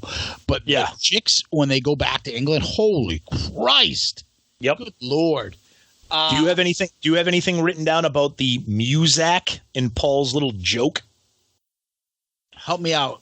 I saw it. I remember it.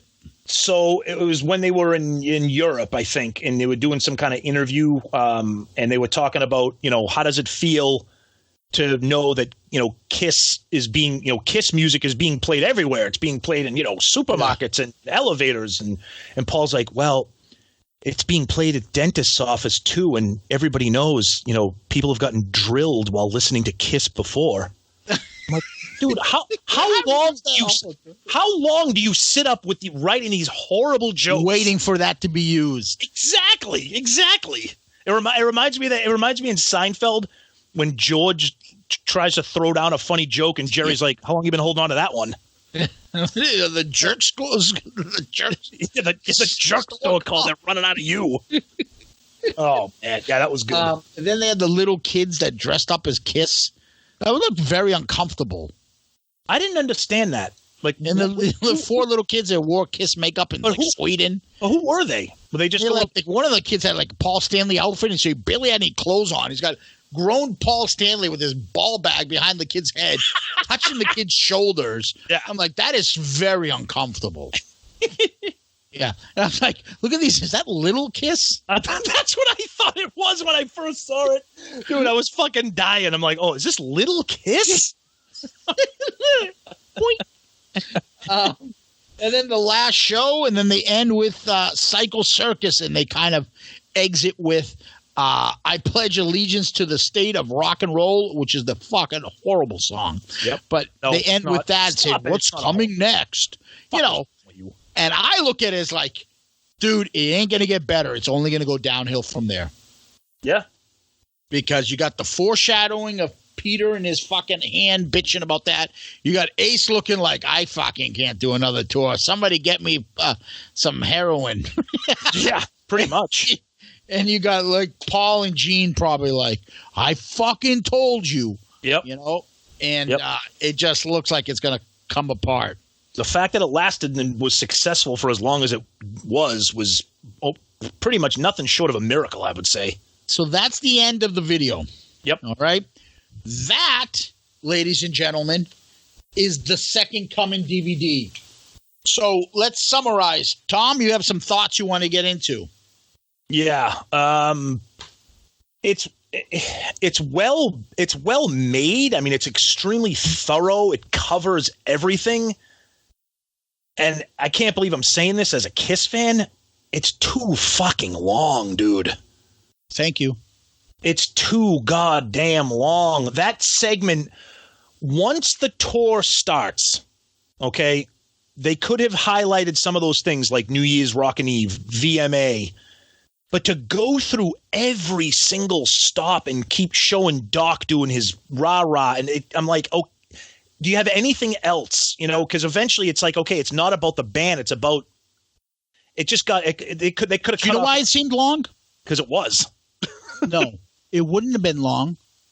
The other DVDs that we have of Kiss are about as long. We don't think that it doesn't even come into our head they're long. Matter of fact, we'd probably say, I wish Kiss Exposed was longer because there's no sit down interview. It's voiceover. Yep.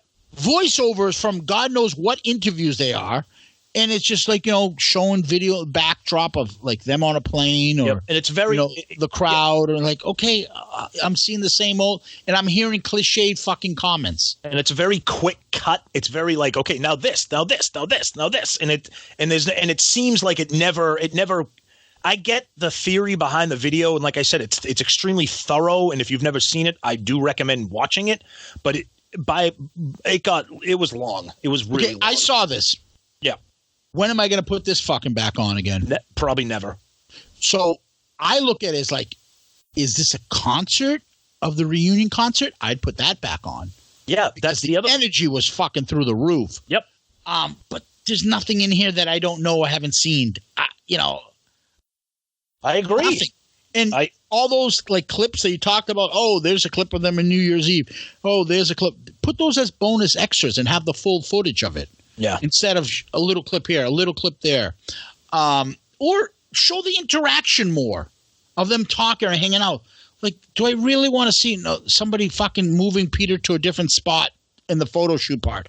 No, now Ace is going to go over there. Now it's like, oh, okay. Honestly, when I watch this, I'm like, because when we talked about doing this for the episode, I was like, oh, this is great. I love Kiss DVDs. I haven't seen this in a while. And as I'm watching, I'm like, well, no shit. This is why I haven't seen this in a while, because there's not enough of the band. If you think about that, there's not enough of live performance. It's all traveling. Here's the roadies. Here's the girls from Sweden. Here's the interview with there's not enough footage, like performance footage, and you're highlighting the reunion, and there's none of it on there. It's a VH1 fucking thing. Pretty you're much. On VH1 on a Sunday. You're at your house. You remember when VH1 used to be on in Classic or something, and this would be on? You watch it. Yep.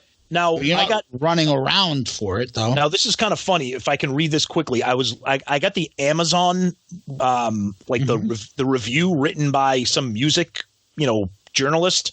Mm-hmm. He wrote, "Kiss the Second Coming is a band sanctioned focusing on the profit minded blah blah blah." Let's see. At 122 minutes, it's an hour too long for all but diehards, in peaks with its opening recap of the band's early fire-breathing years. After that, it's a quick run-through of good days gone bad cliches before the long haul of backstage shots and gee, it's great to be back on the playground testimonials.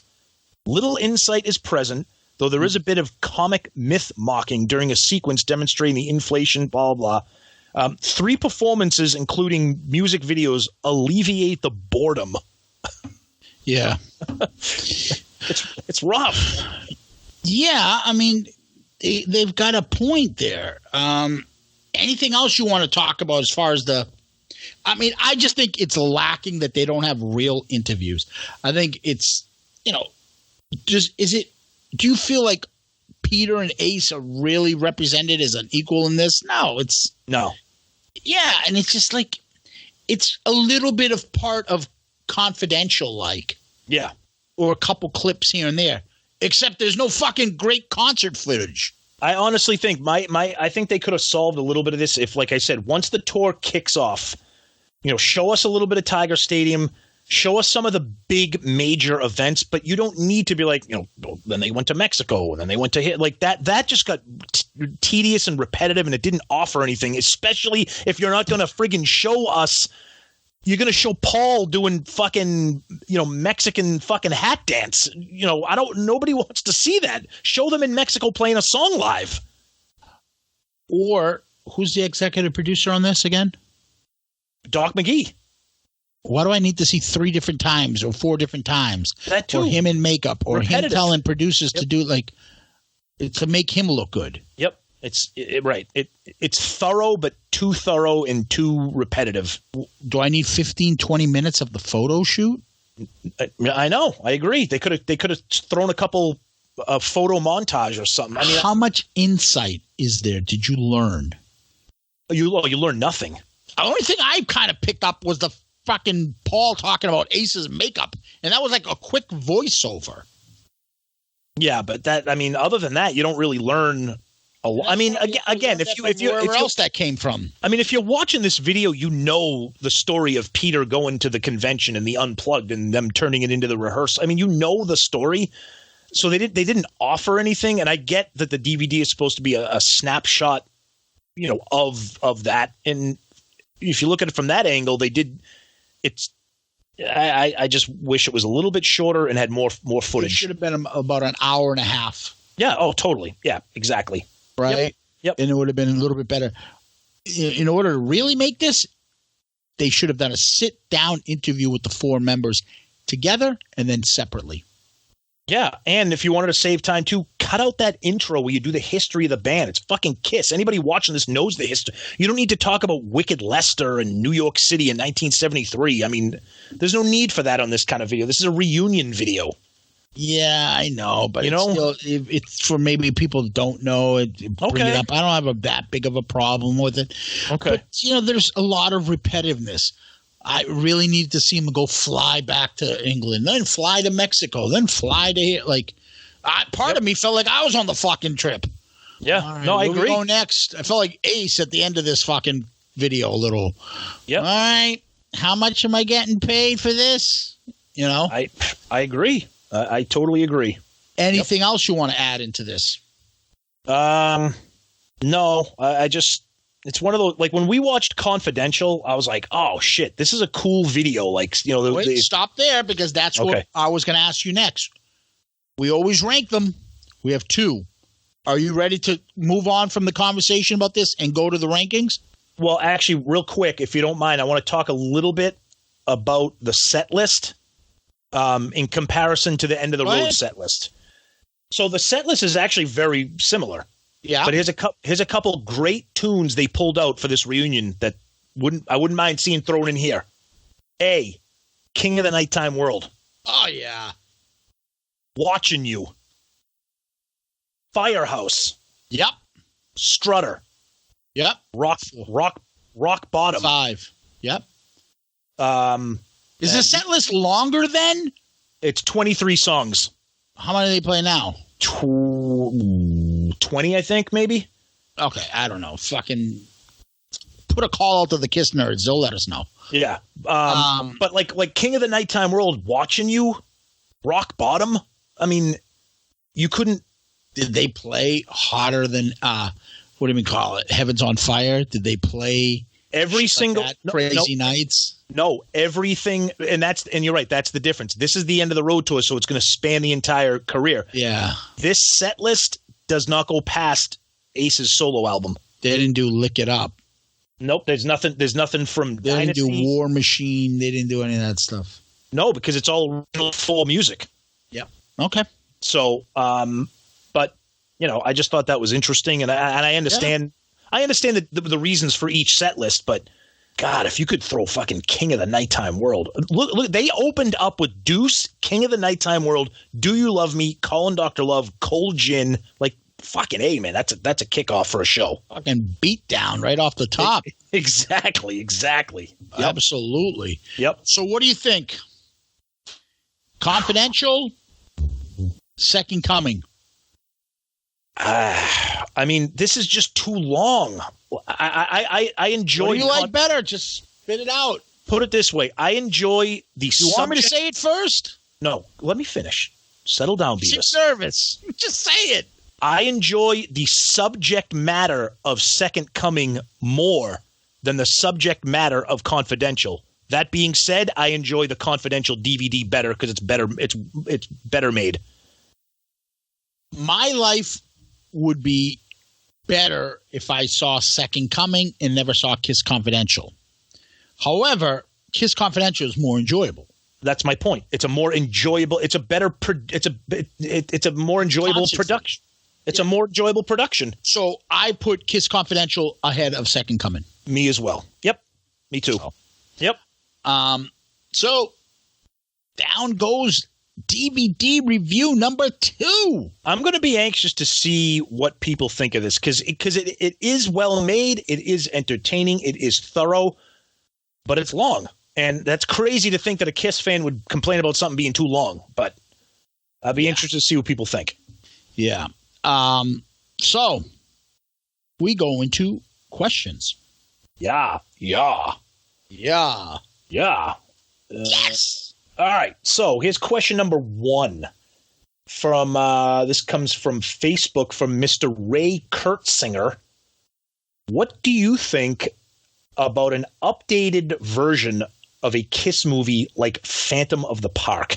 Would they ever do it? What would the plot be?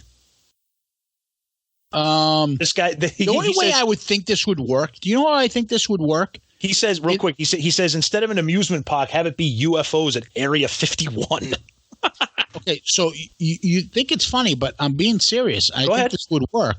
Go ahead. If they did hey, we're in on the joke kind of a fucking thing. Like, remember how they did the Brady Bunch movie? Oh yeah. Right? We're in on the joke and kind of made it fun and funny and kind of campy. Yep. If Kiss did that, like, we're in on the joke, we did a terrible movie, we're going to do another terrible movie, and we'll have inside jokes and play it like that, it'll work. If they try to do it like, let's go after, Paul, like stupid shit like that, Yep. It ain't going to work. It's going to be just as stupid. It would never happen because Paul has no sense of humor. And I mean that seriously. He would never joke about anything Kiss related ever. He mocks everything that the fans find fun and enjoyable. He would never notice. Which reminds me of the DVD we just watched. Remember when they were doing the voiceovers? Yeah. Did you see like the other guys were like getting all animated and acting into it and really enjoying it? Yep. He looked like he was like trying to channel fucking Laurence Olivier. Like, hold on, let me get my line right. He's like, there was no enjoyment. He wasn't. I just did Phantom of the Opera. Let me do this cartoon voiceover. He wasn't having fun. Like we said, he just doesn't. It's like all work, no play. We like fun, Paul. Exactly, which is rare. Sometimes he comes out, but serious Paul. Fun Paul was therapy Paul. That's bad Paul. Yeah. Fun Paul was Kiss Confidential. Sensitive Paul is not fun either. No, Fun Paul was Kiss Confidential Paul. Yeah. That was Fun Paul. Yeah. And he seems like he's Fun Paul on tour with these guys. Yeah, because it's all like, yes, sir, no, sir. Yes, sir, no, sir. Yeah. That's why. Sensitive therapy Paul is no, it's bad Paul. Yeah. Anyways, that's a good question. Yeah. Okay, another one. He's been asking a couple here, so I got to throw a bone to our Italian friend David. David, for my father. Yes, I ask you a question from America. Oh, no, we love David, man. He is like a super fan. I love this guy. If I could ever get my ass to Italy. Wait a minute. You're telling me that Natalia can guarantee I have a weakness for my boys, as you see. So since our business is online, I wish you well. Thank you, Godfather. Thank you. I'm sorry. I had to do a Salazzo fucking comment. Salazzo's the man. Virgo Salazzo? Yeah, exactly. They call him the Turk. Yeah. He's good with the knife. What's up there, Virgo Salazzo? And no one can keep off Luca Brasi. Let me worry about Luca. Let me worry about that. All right. Lucas. I think fucking our friend over there is going to have Vinny sleeping with the fishes soon. Maybe. Perhaps. Could be. Go ahead, David. What do you got for us, David? So he says, what do you want to see on Kissology 4 if it ever comes out? Kissology 4, I want to see. Obviously, part of it would be it depends. Where are they ending up? Is it the wrap of all wraps? So I would say End of the Road tour, a concert of them. Yeah. End of the Road. That'll be on there. What else? You say something. Well, I don't want to keep dead air. Okay, so but here's the thing, and again, I feel like this episode is turning into a Paul pile-on, but I don't think Paul is going to allow anything older to be. It's going to be all the new stuff, which is fine, but other than the End of the Road, nothing's okay. I mean, the Kissology 3, I think, ended in 2000. I think it covered up to 2000. I don't even know. I can't remember. So this new one is just going to be pretty much the end of the road. I mean, what are they going to go 2000 to 2019, 2020? Or are they going to go back and pick up things that were missed? I don't know. Paul doesn't like to go backwards with stuff now. So I don't know. I don't know what I would like to see on it would probably be to see like another DVD of like another, older, another like older thing, but that's all been on those previous Kissologies. So I think it's just going to be. I think it'll be the entire End of the Road stuff. But that's not going to be enough for a Kissology Volume 4. Those Kissologies are 2 and 3 discs. Well, they'll have different concerts, different stuff. They'll have maybe the Millennium concert. They'll have the Symphony concert. I mean, although those are their own DVDs. Yeah, that's what I'm saying. Those are already on their own DVDs. I don't know. Kiss Rocks Vegas. That's its own DVD. Yeah. I don't know. I mean, it'd be Kiss Rocks Italia. Yeah, I don't know. I have no questions for you. I have no answers. But maybe that's why there's no Kissology 4, because there's nothing on it, nothing to put on it. Oh, there's fucking Paul playing checkers with fucking Tommy. Like, as Paul doing his Paul fucking insulting various races of people with his fucking. Meanwhile, we're doing Italian voices. Fucking poor Dave. Hey! I'm Italian. We can make fun. We can tease. Okay. Plus, we're quoting The Godfather. He's an Italian fella, Pepperoni. Hold on a minute. You want to speak to a man by the name of Pepperoni? What about Sal? Oh, I speak to the Greek fella, Hal. Hal kick your ass. What's his name? He's a Greek fella. Kick your ass. Al, kick your ass. Al kick your ass. Al depants you. Hey, Red, Al depants you. Don't forget the other Italian guy. It's not just pepperoni, it's salami. Yeah, I'm looking for a guy named Sal, last name Ami. Has anybody seen Salami? Bill Loney. Phil who? Fill my pockets. Phil DeGraves? Who wants to fill DeGraves? Phil DeGraves. Why, you motherfucking dirty. You remember that guy that played, he was like a first base coach for the Red Sox, and his name was Mike Cubbage? Yes. Mike Cubbage. And we used to laugh because Red used to go, Mike Cubbage. Cock is small. My cock is small. My cock is small. Oh, man. See, this is what happens. This fucking video was too long. Oh. My cock is small. All right. So. Be careful with that. Be careful with a quote like that. Our buddy Daryl may friggin' edit that into something. Oh, God. So, you guys can find us on iTunes, Google Play, Stitcher, Spotify. You know where to find us on all the social media platforms as well. Twitter, Facebook, Instagram. Email us with your questions. We love getting the emails and the comments. Shout it out loudcast@gmail.com. Shout it out loudcast@gmail.com. And please go on to either like places like Podchaser, Stitcher, leave us a review. But Apple iTunes, it's the best way, and that's how you guys, we did a poll to see how most of you guys get us, and we have our own software that lets us know where most people are getting their listens to our podcast, and Apple iTunes is the best. And for us to reach more people, we ask that you give us one of those 5-star child reviews so we can reach the people. A few people have been putting up some of those reviews recently. We appreciate them. We will read them as well. And we will definitely go back and make sure that we give you a shout out if you do that. Absolutely. Yep. So, anything else, Tom, you'd like to add? No, we're happy with everybody's involvement, interaction. We talked about how we're involved with Pantheon, the Pantheon Podcast Network. We were DePancio Network.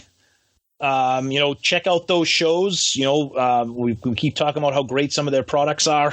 Their shows are awesome. And we're happy to be part of that family too. So like Zeus said, check them out. And, those Apple reviews are really helpful. It only takes a couple seconds. You're already on iTunes listening to us. It's much appreciated. Yep. So, famous last words. Famous last words. Yeah, fucko. Famous last words. Hey, you can act like a man.